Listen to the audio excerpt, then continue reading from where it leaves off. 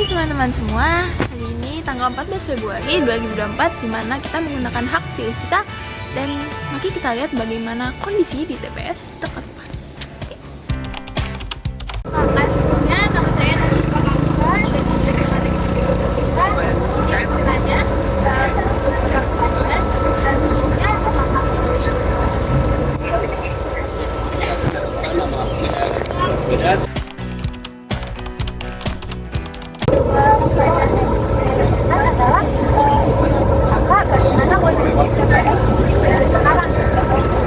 sekarang bisa dilihat ramai sekali dan alhamdulillah banyak yang sudah datang. Kami juga ramai dengan wartawan, jadi insya Allah ini hasil yang baik. apa pesan yang bisa kami sampaikan apa saja generasi muda yang Oke. Jadi pesan untuk teman-teman semua, ini mungkin pemilihan pertama atau kedua atau ketiga untuk teman-teman semua, tapi ini adalah momentum di mana kita bisa menentukan masa depan Indonesia. Jadi ayo kita gunakan hak suara kita, ayo kita gunakan hak pilih kita ajak teman-teman kita ajak tetangga kita dan juga keluarga kita untuk melakukan perubahan. Jadi insya Allah aku ajak teman-teman semua untuk pilih yang terbaik, pilih yang menurut teman-teman terbaik, dan insya Allah perubahan bisa terjadi. Amin.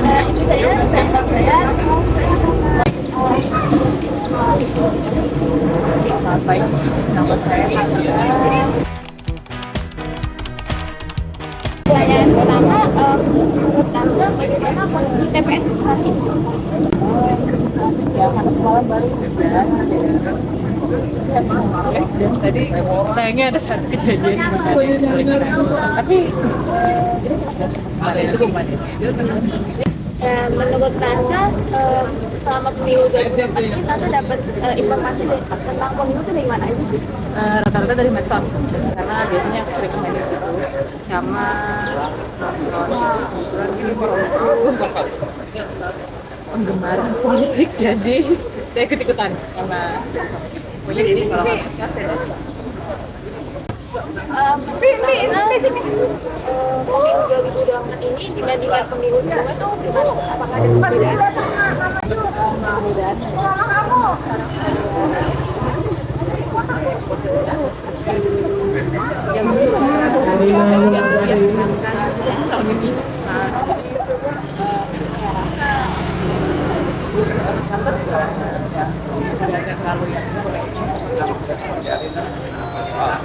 Itu saja pertanyaan yang dapat saya sampaikan. Terima kasih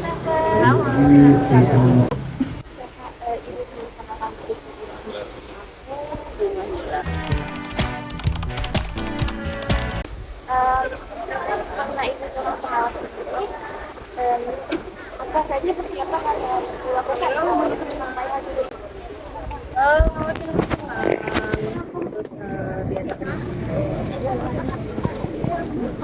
Iya, aku juga pernah.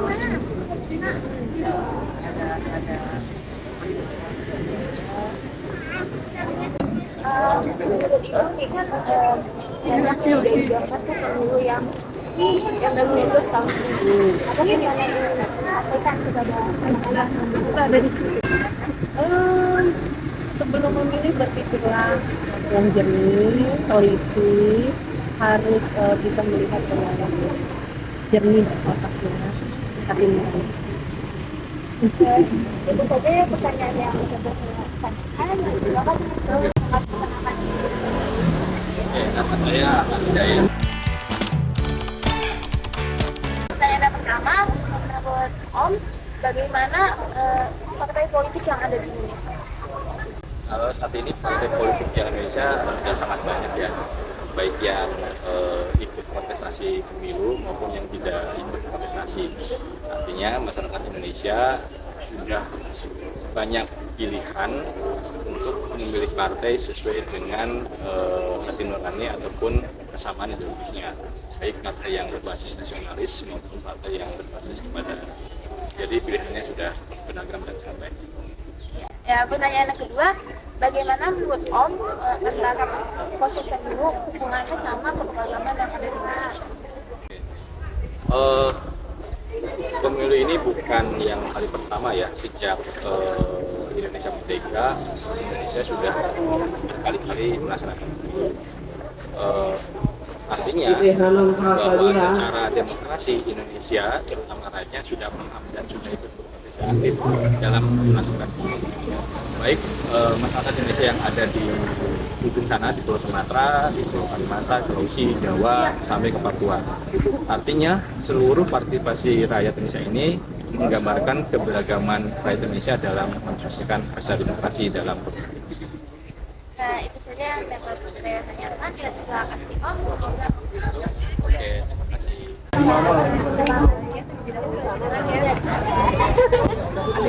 Nama saya Najib.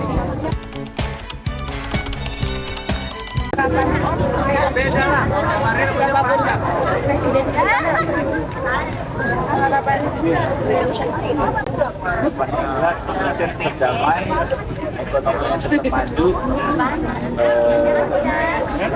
Ya itu aja, damai sama ekonominya maju. Ya damai, ekonomi maju, semua dipikirin. Pertanyaan yang kedua, apa hal yang paling berkesan Om selama pemilu 2024 ini? Yang berkesan nggak dari begitu, nggak seperti ini. Itu sudah yang begitu berkesan sekarang nggak pakai berantem, biasanya di grup keluarga aja berantem. Yang terakhir, harapan Om untuk Indonesia muda, terutama yang baru pemilu pertama kali yang 2024 itu apa? Kalau saya harapannya lebih mengerti soal politik, tidak apatis, dan lihat mana yang benar, jangan mana yang disikain. Yang paling pertama sih yang pasti kalau bisa harus gunain hak suaranya, jangan sampai nggak milih dan pilihnya yang memang sesuai yang bagus ya, jangan cuma karena lihat apa namanya sukanya aja. Nah, itu saja pertanyaan yang saya tanyakan. Terima kasih Om. Semoga Om memperkenalkan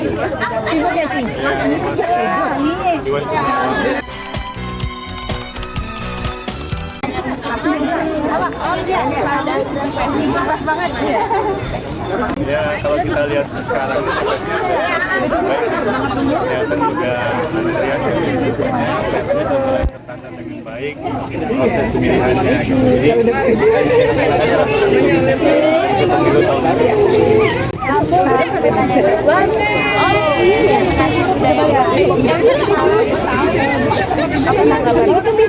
Ya,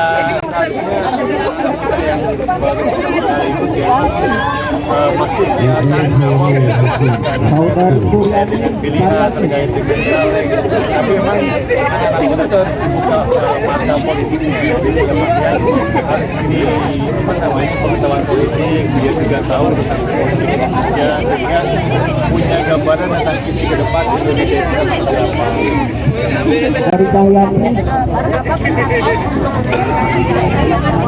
Ya kalau saya berpesan sih generasi muda harus tetap terlibat dalam karena peran generasi muda Gen Z yang sekarang disebut Gen Z ini sangat dominan lah ya, dan sangat dalam pengembangan Indonesia ke depan, sehingga secara suara, secara vote gitu memang sangat dibutuhkan untuk namanya partisipasi dari generasi muda dalam pemilihan ini bisa harusnya karena yang pertama antusiasmenya harusnya cukup tinggi gitu untuk ikut dalam pemilihan sekarang ini. Itu saja pertanyaan yang saya tanyakan Om. Terima kasih.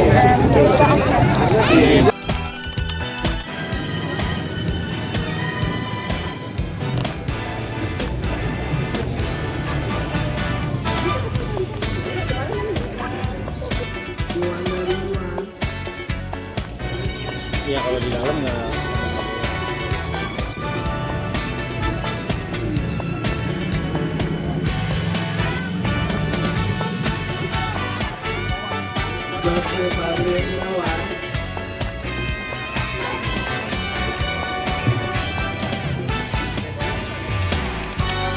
Rabu 14 Februari 2024, di mana kita sebagai warga negara Indonesia menggunakan hak pilih Sifa Nida Azahra. pemimpin yang akan membangun negara ini 5 tahun yang akan datang.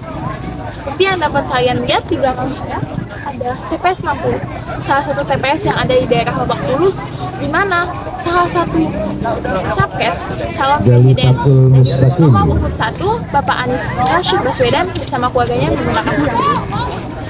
Di sini beberapa jam yang lalu terdapat banyak wartawan dan juga reporter yang menunggu kehadiran dari Bapak Anies bersama keluarganya. Antusiasmenya sangat tinggi.